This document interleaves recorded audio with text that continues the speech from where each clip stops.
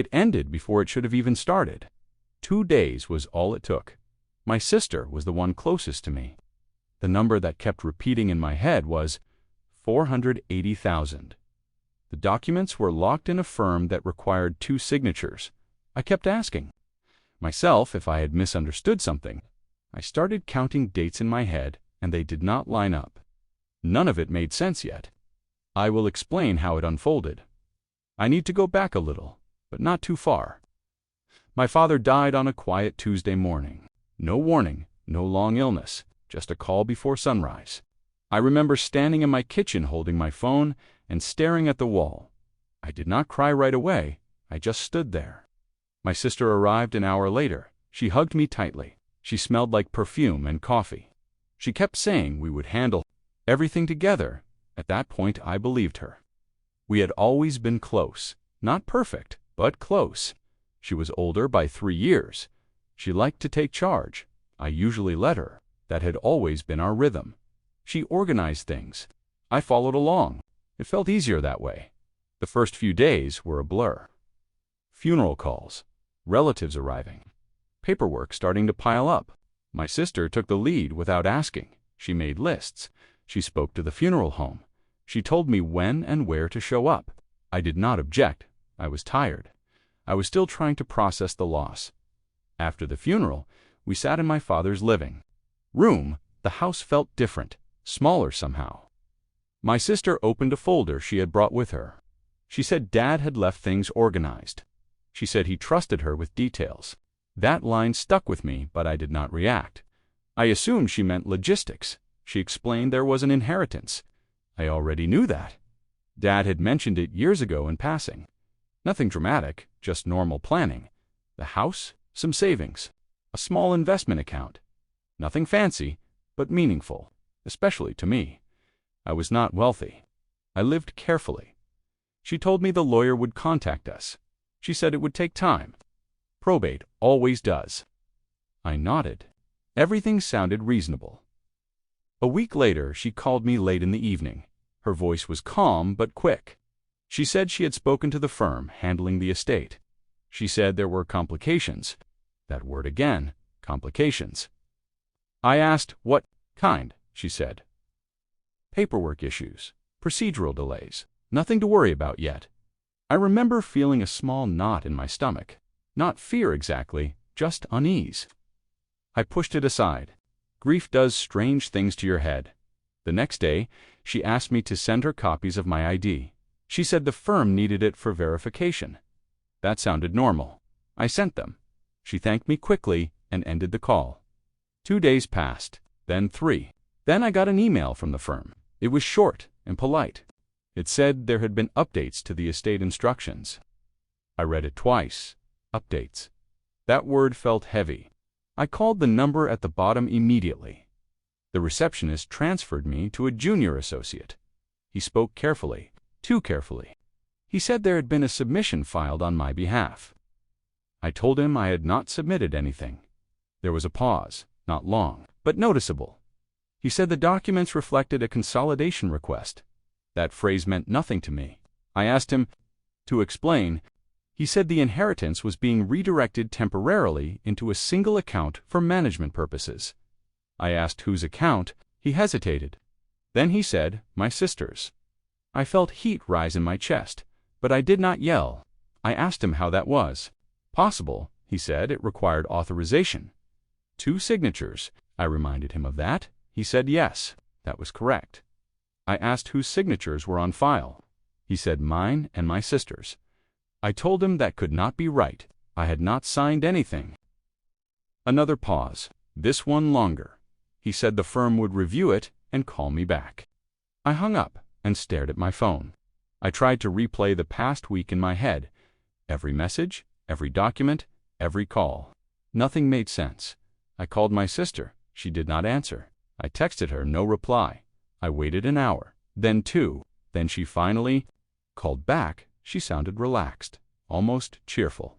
She said everything was under control. She said I was worrying too much. She said the consolidation was temporary.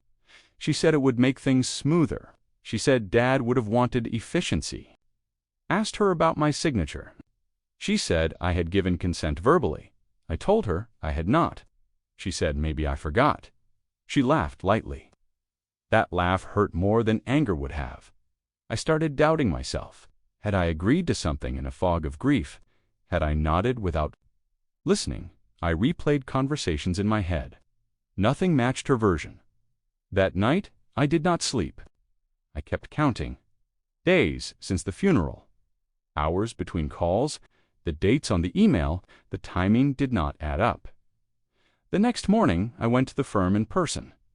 I did not tell my sister. I wanted clarity before conflict. I waited in the lobby for nearly an hour. Finally, a senior partner met with me. He showed me the documents. My name was there. My signature was there. At least, it looked like mine. But something was off. The curve of the letters. The spacing. It was close, but not right. I did not accuse anyone. I asked questions, slow ones, careful ones. The partner listened. He did not defend the paperwork aggressively. That mattered. He said there would be an internal review. He said funds were currently frozen, pending confirmation. That word again, frozen. That was the first moment I realized something had shifted. When I left the building, my phone buzzed. It was my sister. She asked where I was. I told her I had gone for a walk. I did not explain more. I was not ready. That afternoon, I sat alone in my apartment. I looked at old photos of us, birthdays, holidays, smiles that felt real at the time. I kept asking myself when things changed, or if I had simply not noticed before. I was not angry yet. I was confused. Confusion can be heavier than anger. The firm called me the next morning. They said the consolidation request was being reversed. They said there were irregularities. They did not use the word forgery. They did not use blame. They just said irregularities. Thanked them. My voice sounded calm, even to me. When the call ended, I sat quietly for a long time. I did not call my sister right away. I needed space to think, to decide what this meant, not just legally, but personally. 2 days, that was all it took for her plan to start falling apart. Not because I confronted her, not because I made a scene, just because the math did not work. I still did not know everything. I still do not. But something had cracked, and once it did, nothing felt solid again. I did not tell anyone what had happened right away. Not friends, not extended family. I told myself I needed facts first. Talking without facts felt dangerous. Once words leave your mouth, they cannot be taken back. My sister did not mention the reversal at first. She texted me later that evening, like nothing had happened. She asked if I had eaten. She asked if I was sleeping. The normal questions felt strange now. I answered politely. Short replies, neutral tone. The next day she came over unannounced. She stood in my doorway smiling, holding a small bag of groceries. She said she thought I might need food. I thanked her and stepped aside. I did not hug her. I told myself it was just exhaustion. Sat at my kitchen table and talked about practical things. Utility bills, cleaning out Dad's house, selling the car. She spoke quickly, as if momentum itself could push things forward. Eventually, she mentioned the firm. She said there had been a misunderstanding. She said everything was resolved. She watched my face carefully when she said it. I kept my expression flat. I asked her one simple question. I asked her how my signature got there. She leaned back in her chair. She sighed. She said the firm sometimes made clerical mistakes. She said signatures get scanned and reused. She said it was sloppy, but common. Slowly, I did not argue. I asked her another question. I asked why the consolidation went into her account. She said someone had to manage it. She said she was better with money. She said I had always admitted that was true. I had said that before, in a different context, years ago, not now, not like this. She told me she was just trying to protect me, protect the estate. She said stress makes people suspicious. She said grief distorts memory. She did not say I was wrong. She implied it. I noticed something then. She never once asked how I felt about it. She only explained why it made sense. After she left, I sat at the same table for a long time. I stared at the empty chair across from me. I kept replaying her words. Not what she said, but what she avoided. Over the next week, more details surfaced slowly, not from her, from the firm.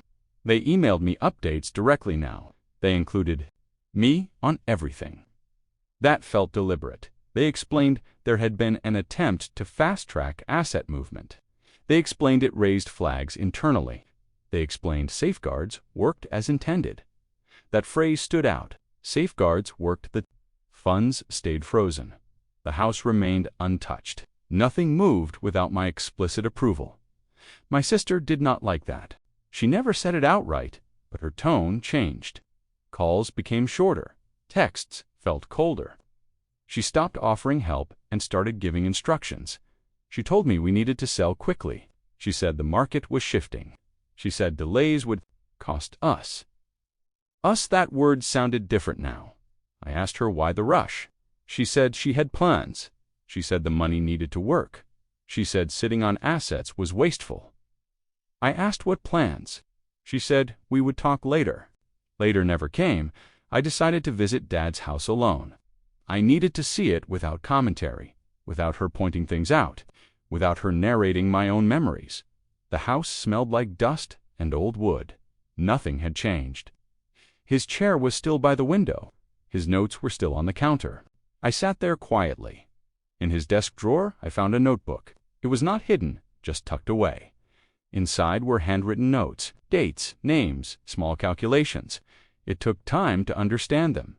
He had been tracking things carefully, accounts, balances, updates. He had written reminders to himself. One line caught my attention. It said, "Both must sign." Underlined twice, I felt something tighten in my chest. Not anger, recognition. I photographed the pages and put the notebook back. I did not want to take anything yet. I wanted to leave things as they were. That evening, my sister called. She asked if I had been to the house. I asked her how she knew. She said the neighbor mentioned a car. She laughed it off. She asked what I was doing there. I said, remembering. She paused. Then she said we should go together next time. I said, maybe. A few days later, the firm requested a meeting with both of us. Joint meeting, neutral ground. I agreed. My sister hesitated, then said yes. We sat across. From each other, in a quiet conference room, the senior partner spoke calmly. He explained procedures, he explained requirements, he explained what could and could not happen. He emphasized consent, clear consent, documented consent. My sister nodded along. She smiled occasionally. She looked confident. Then he asked her about the submission timeline, about urgency, about intent. She answered smoothly at first. Then less so, she contradicted herself once. Just slightly, enough to notice. I watched her carefully. I did not interrupt. I did not correct her. I let silence do its work. The partner asked if either of us had additional documentation. I slid my phone across the table. I showed him the photos of the notebook. Pages, I did not frame them as evidence. I said Dad had kept notes. The partner studied them quietly. He did not react outwardly. He nodded once and handed the phone back. The meeting ended politely. No accusations, no raised voices. Just procedure. Outside, my sister finally snapped. Not loudly, tightly, she said. I had blindsided her. She said I had embarrassed her. She said this should have stayed between us. I told her I did not understand what us meant anymore. She stared at me like I had spoken a different language. She said family does not bring lawyers into things. I said lawyers were already there. Before I showed up, that was the first time she stopped talking altogether. She just looked away. After that, communication dropped off sharply. She stopped calling. She replied to messages hours later, sometimes not at all. Weeks passed. The estate process slowed down, carefully, deliberately. I found myself questioning everything, not just her actions, my own passivity, my assumptions. The roles we had fallen into years ago. I realized how often I had deferred, how often I had stepped back, not out of trust necessarily, out of habit. That realization was uncomfortable, but useful. The firm eventually released a formal notice. They stated the estate would be split as originally outlined, equal distribution, independent. Oversight? No consolidation. I read the email twice, then a third time, not for celebration. For comprehension, I forwarded it to my sister. No comment, just the message. She replied hours later. She said okay. Just that I did not feel relief the way I expected. I felt distance. Something had shifted permanently. We met once more at the house to sort personal items. It was quiet, efficient, almost businesslike. She took certain things quickly. I took my time. Neither of us mentioned the money. At one point she said she had only wanted to make things easier. I told her ease should not require shortcuts. She did not respond. When we locked the door behind us, I realized something. The collapse of her plan had not required confrontation. It had not required proof beyond patience. It had collapsed under its own weight. Because it was built too fast. Because it assumed silence. I still wondered if she believed her own version, if she truly thought she was helping, or if that was just the story she told herself. I did not know, and I stopped trying to know. The process continued, slowly, cleanly. I started rebuilding routines, work, sleep, meals, normal things. But something inside me stayed alert, not paranoid. Aware by the time the final paperwork was scheduled, months had passed. Time had softened the shock, not the meaning. We were no longer close. We were civil. That was the new boundary. I learned something in that quiet space. Trust is not just about love. It is about structure, about checks, about respect, and, once those are tested, they do not snap back into place. The final stage moved slower than I expected. Not because of disputes, because of caution. Everything was reviewed twice, sometimes 3 times. The firm explained each delay in simple terms. I appreciated that more than speed. By then, my sister and I were barely speaking. Messages stayed formal, short, necessary. We coordinated only when required. Dates, signatures, logistics. I noticed how easily silence settled between us. It did not feel dramatic. It felt final. The day the estate closed was quiet. No ceremony. No shared moment. I signed my documents in a small office alone. The clerk wished me a good afternoon. That was it. When the funds were released, I checked my account once. I did not stare at the number. I did not do the math again. The math had already been done. My sister did not reach out. Not that day, not the next. I did not either. Weeks passed. Life resumed its shape. Work deadlines returned. Bills arrived. Friends asked how I was doing. I gave neutral answers. At night, though, I replayed certain moments, not arguments, small details. Her laugh on the phone, the way she avoided direct questions, the speed she wanted everything to move. I wondered if she ever planned to tell me, or if she assumed I would never notice. That thought lingered longer than I expected. We met once more months later at a family gathering. It was unavoidable. We were polite, distant, careful. She spoke about her new plans, travel, investments, a move she was considering. I listened. Without comment, at one point she asked how I was managing. I said fine. It was true, but not complete. We did not revisit the past. Neither of us brought it up. The absence of the topic said enough. When I left that evening, I felt lighter. Not because things were resolved, because expectations were gone. I stopped trying to repair what had shifted. Some changes are not meant to be reversed. They are meant to be recognized. I set clearer boundaries after that. With her, with others. Even with myself, I became slower to agree. More careful with consent, less willing to assume good intent replaces structure. That did not make me colder.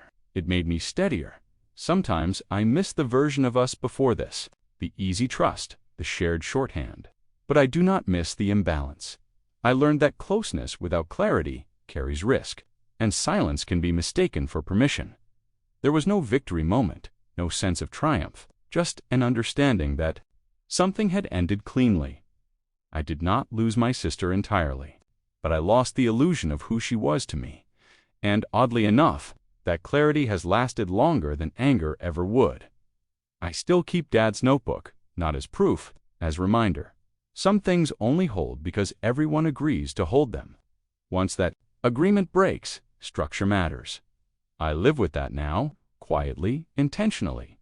Not everything needs forgiveness. Some things need distance. That is where this settled.